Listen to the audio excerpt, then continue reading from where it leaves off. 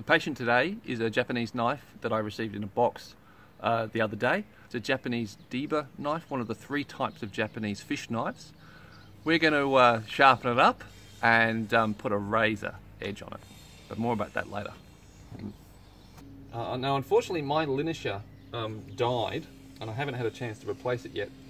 So I took this beauty down to the men's shed and I've put it across the linisher with an 80 grit belt, and then I brought it home and I've cleaned off the scratches from the linisher with a 220 grit Shapton synthetic sharpening stone. So now I'm going to shift to one of my Kings. Now this is my 800 King.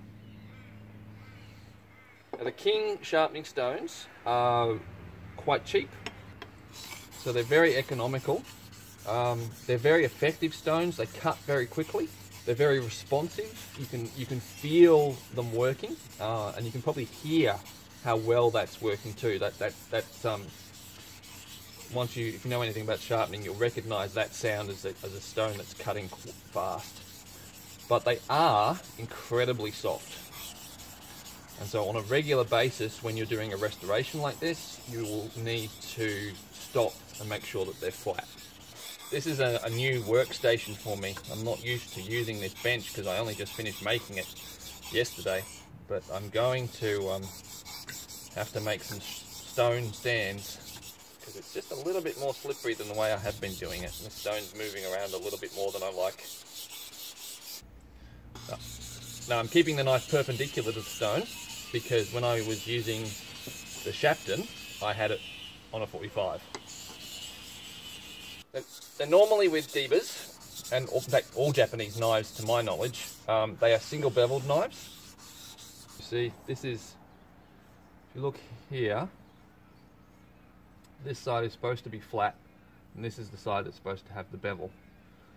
So the bevel that was on this side was quite steep. It's only about sort of finished about there. But I would have had to have taken off all this metal to get rid of that and go back to a single bevel. So instead I've broadened the bevel quite considerably. And what I'll do over time is just extend that back further. But for now, this will get it back into service and get it working. Now this is from the 1000. I'm not sure if it's going to show in the video, but okay, you see the scratches here. They're the original scratches that were on the tool as I received it.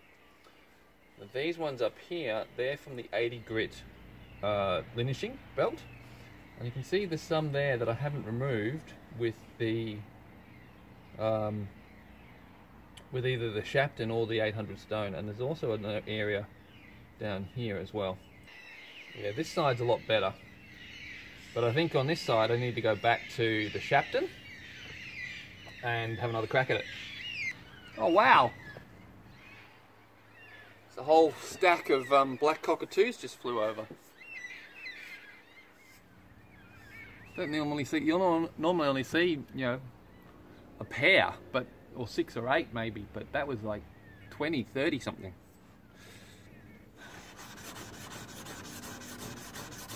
So back to the 800 King. As I move this around, I'm not sure if you can see, but there's some diagonal scratching in the haze, which is from the 800 stone. Now, this is a really good example of what not to do, because those diagonal scratches are from individual pieces of grit from the Shapton, which I haven't cleaned off properly. You see on here the handle is the blue. You see there, if I don't clean that off properly, then I get scratches and transferring as they follow along with you as you go from stone to stone. So I mentioned before that I've only just I finished making this bench yesterday, and when I'm done it's going to have individual cloths on pegs for each of my stones, so that I'm not using the same cloth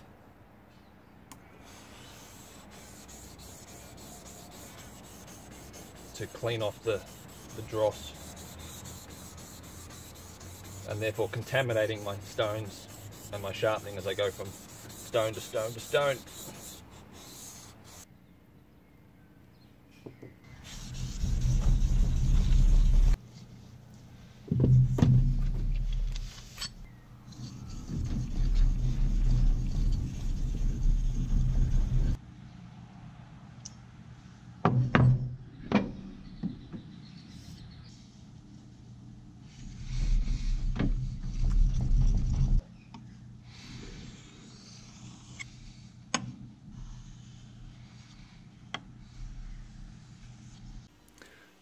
Now, I've been trying to get a decent still shot of this, and I've just given up. But do you see that thing fluttering there? That's not a hair. That is the wire that I've created, which was the burr on the edge of that knife. And you know, that's exactly what you want to see. That hair-thin wire coming off the edge of the tool that you're working on. So yeah, I'm pretty pleased with that. Pretty pleased indeed. Alright, I've taken that wire off now, just by going backwards and forwards. But even though that wire was very, very fine, when it finally breaks off, even when it breaks off of its own accord, it's still going to leave a relatively jagged edge. So now that I've got it to come off, I need to put a new burr on there, which will be even finer. Too finer to see.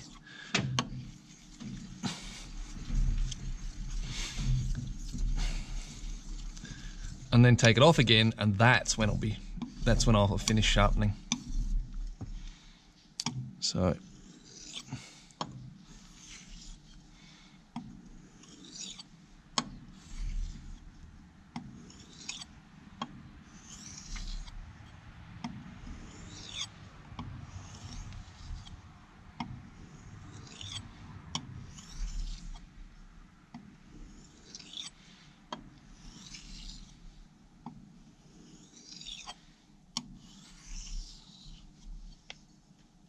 now, you can use a strop to do this, but my hand is relatively rough from the work that I do, and also if you wanted a bit of abrasive,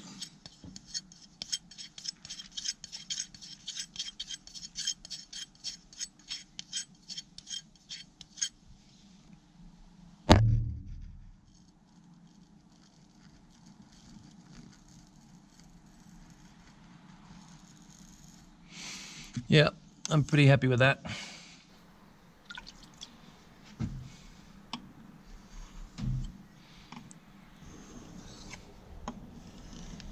Well, that's it done. I don't go to a mirror finish on my bevels or flats. For me, restoring tools, sharpening tools is about getting them back to work as quickly and as efficiently as possible. No interest in seeing myself reflected in the face that I've been working on. And in this case, I need this tool right now because I need to take this beard off for a passport photo. But if you want to see that video, you'll have to follow the link, which will be up here or up here. So hopefully I'll see you there. Until then, enjoy and have fun sharpening. Bye-bye. Well, that's it. That's done. There it is. Well, that's it. The flat of a... Oh... it's very much about these tools, getting the tools to back. Oh, it's not an end in and of its. Blah, blah, blah, blah, blah, blah, blah, blah, blah. Either one should do.